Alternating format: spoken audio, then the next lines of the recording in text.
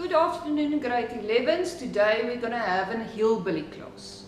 Goeiemiddag, graad 11. Vandag gaan ons 'n hillbilly klas hê. Lekker wiskunde doen. Kom ons kyk na meer gevorderde identiteite, more advanced identities. Remember the two identities that you guys must know is the tangent theta equals sin theta on cos theta en sin kwadraat x plus cos kwadraat x is gelyk aan 1.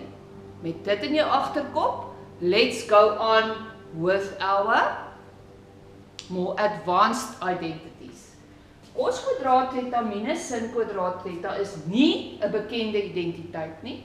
Die een wat ons ken is sin kwadraat minus cos kwadraat. So ons los vir hom net eers so. Hierdie is ons linkerkant, hierdie is ons regterkant. We've got to prove the one side equal to the other side. So we're going to work with our left hand side. Kom ons begin. Ons los eers ons teller tubestil uit.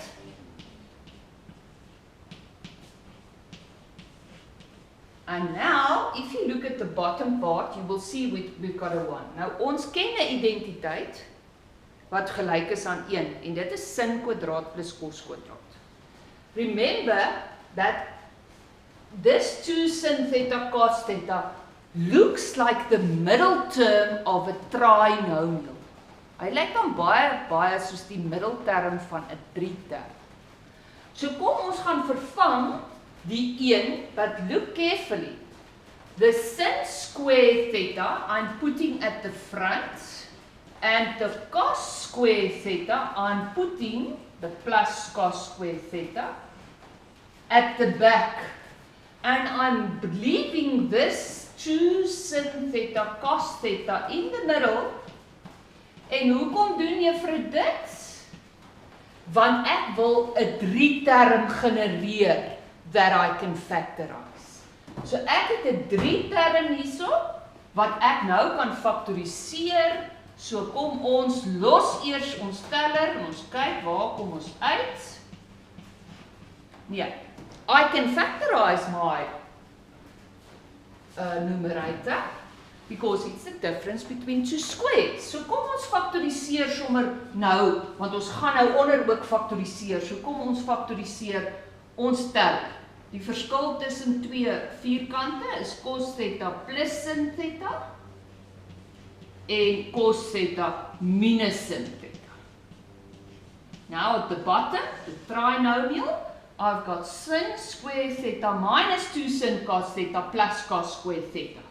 So dit as ek daai 3-term faktoriseer, dan sit sin theta minus cos theta en dis weer sin theta minus cos theta. Okay. So that guy can't cancel with any one of these, and that guy can cancel if I switch it. So om daai hakkie om te ruil, kan ek 'n minus vooraan uithaal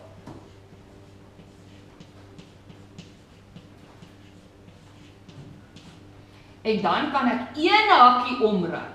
Can switch the terms of only one bracket with a minus between the two. So now I can cancel that with that bracket. Sin theta minus cos theta. And now that whole bracket can cancel with that whole bracket. Hy's weg. En nou het ek sin theta minus cos theta nog steeds onder die lyn, enetjie oor, en dit is cos theta plus sin theta op cos theta min sin theta. So I've proven the left hand side equal to the right hand side. Identity proven. Kom ons kyk na nog 'n voorbeeld.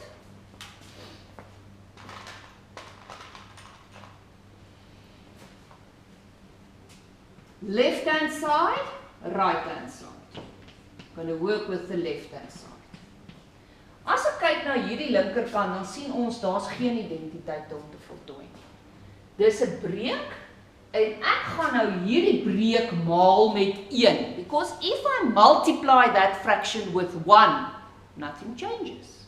So I'm keeping the value of the left hand side. But this one is a very special one. Dit is 'n toegevoegde een en hierdie toegevoegde een help my om die verskil tussen twee vierkante bo te genereer. See what I'm doing. I'm multiplying this left-hand side with a very nice one. I'm going to take the other factor of the difference between two squares, but it must be equal to 1. So kyk mooi wat ek vir gedoen het. Ek het daai linkerkant gevat en toe maal ek hom met 1.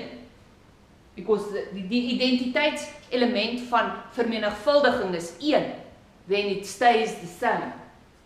So ek maal hom met die verskil tussen twee vierkante se ander faktor, but the top and the bottom must be the same to be 1. So ek doen bo en onder presies dieselfde. Now at the top, it's the difference between two squares. 1 maal 1 is 1 minus sin kwadraat x. And that's a known identity.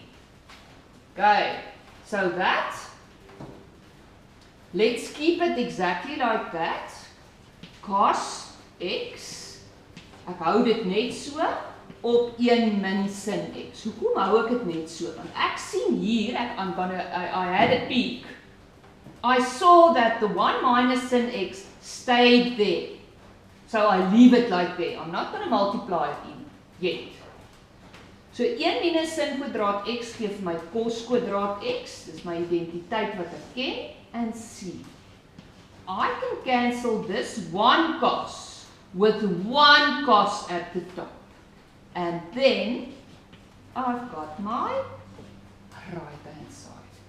Daarom, see, cos x on 1 minus sin x, therefore my left hand side equals my right hand side. Proven and advanced trigonometry. Identity. Graad 11 gaan oefen nog, gaan oefen identiteite, gaan oefen die moeiliker is. Jy moet dit so oefen dat jy dit herken. You must exercise so much that if you see the sum, you know immediately what to do. So you must recognize it by just looking at it. Kom ons gaan oefen lekker en ons doen identiteite. Sien julle môre.